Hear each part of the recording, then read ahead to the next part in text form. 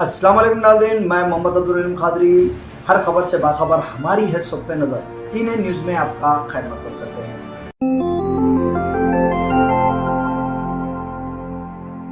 Panel Speaker Sahab, our party All India Majlis Ittehadul Muslimin has been demanding that the Telangana state should be given a fair deal by the union government. This has been our party's persistent stand ever since the beautification of United Andhra Pradesh and formation of Telangana state in June 2014.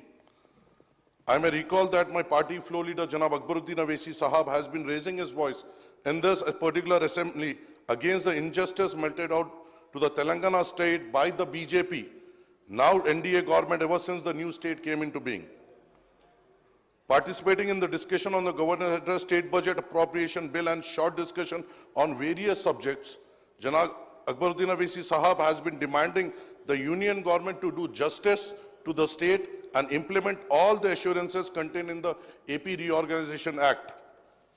However, ever since it came to power in 2014, coinciding with the formation of the Telangana state, the BJP regime at the center has been adopting discriminatory attitude towards Telangana and seeking to favor the successor Andhra Pradesh state at the expense of Telangana. Our party has been highlighting how the union government has been denying its rightful share to Telangana in devolution of central taxes as well as in the central grants in aid for the central schemes and centrally sponsored schemes. Also, the union government has been consistently refusing to fulfill the assurances given in the AP Reorganization Act. We, All India Majlis Ittehadul Muslimin, have consistently said that the successive union budgets since 2014 till date have been unfair to Telangana state. Telangana state's share of central devolution has been fixed at 2.10% as against AP's share of 4.05% on the recommendation of 15th Finance Commission. For instance, in the financial year 23-24, Telangana received only 23,216 crores as share in central taxes as against rupees 44,699 crores released to Andhra Pradesh.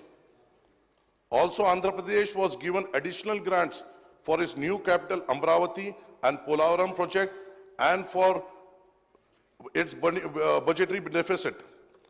In the union budget for 24-25 presented by the finance minister, Telangana is allocated 26,216 crores as against 50,475 crores for AP.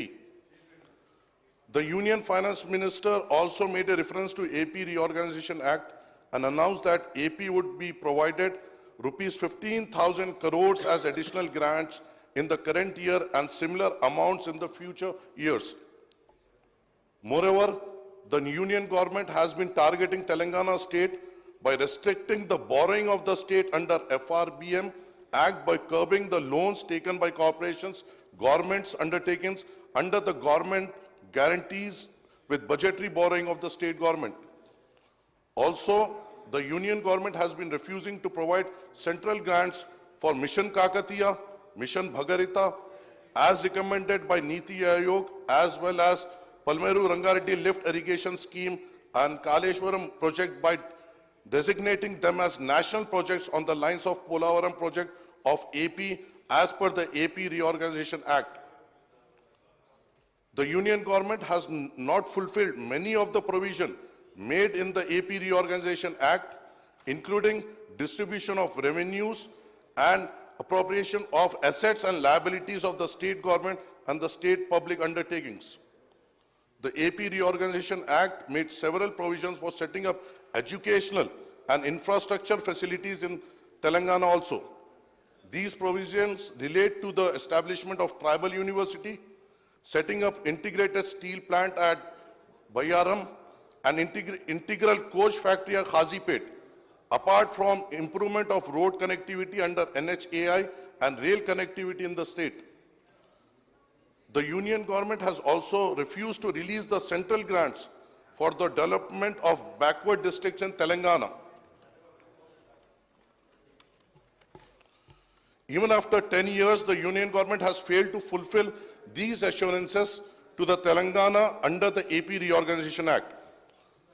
On the other hand, the BJP government at the center has been making attempts to harm the interest of Telangana by seeking to privatize some coal blocks of Singarini colonies, pressurizing the state to privatize the nationalized bus routes operated by TSRTC, and also gaining control over all irrigation and hydel projects of Godavari and Krishna rivers. Telangana state has suffered a lot on account of the union government apathy in resolving the issues relating to sharing of Krishna waters between Telangana and AP under the Krishna River Water Dispute Tribunal Act. This has adversely affected the Palameru, Rangareddy and Dindi irrigation projects in the state. After the change of government in the state in December 2023, Revant Reddy Saab has met on Prime Minister Narendra Modi, Union Home Minister Amit Shah and other union ministers to seek clearance for various state projects and schemes, as well as for their additional assistance to state, but in no win. I would like to demand once again that the Congress government in the state should implement all the 6 guarantees and the other promises made by the Congress manifesto by finding the resource of the same. इसका बहुत इंतजार है साहब, खास तौर से आप हमारे भी इलाके में आए थे, वहां पे भी इनका वादा हुआ था और वहां की भी आवाम इसके लिए इंतजार में है. Our party is opposed to privatization of power sectors, namely the Genco, Transco and 2 Discom in the name of entrusting the power bill collection to Adani Powers in old city of Hyderabad and so-called pilot project. We extend